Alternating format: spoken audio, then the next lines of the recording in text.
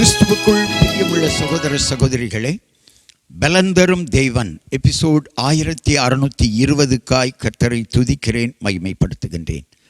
இந்த நாளிலும் ஏசாயா 28:16 பின்பகுதி சொல்லுகிறது, விசுவாசிக்கிறவன் பதறான்.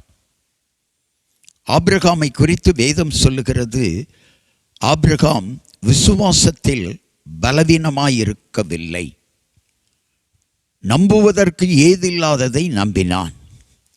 விசுவாசிக்கிறவளே பாக்கியவதி.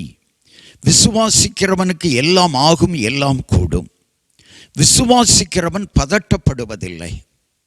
வாழ்க்கையில் பதறி பதறி, வேலையிலே பதறி பதறி, தொழிலிலே பதறி பதறி வாழ்ந்து கொண்டிருக்கிறீர்களா? இன்றைக்கு ஆண்டவர் உங்களுக்காகத்தான் இந்த செய்தியை தந்திருக்கிறார். மகனே, மகளே, சகோதரனே, சகோதரியே, பதறாதே, இயேசுவை விசுவாசி. அப்பொழுது நீயும் உன் வீட்டாரும் உன் குடும்பமும் உன் தொழிலும் பாதுகாப்பாய் அமையும். கண்களை மூடி ஜெபிக்கலாம். எங்களை நேசிக்கிற நல்ல தகப்பனே, யாரெல்லாம் பதறி பதறி வாழ்கிறார்களோ அவர்களை விசுவாசத்திற்குள்ள கொண்டு வந்து அவர்கள் பதட்டங்களில் இருந்து விடுதலை தரும்படியாக ஜெபிக்கிறோம். கர்த்தர் ஆசீர்வதிப்பீராக, பலப்படுத்துவீராக, இரத்த கோட்டைக்குள் மூடிக்கொள்வீராக, மறைத்து கொள்வீராக.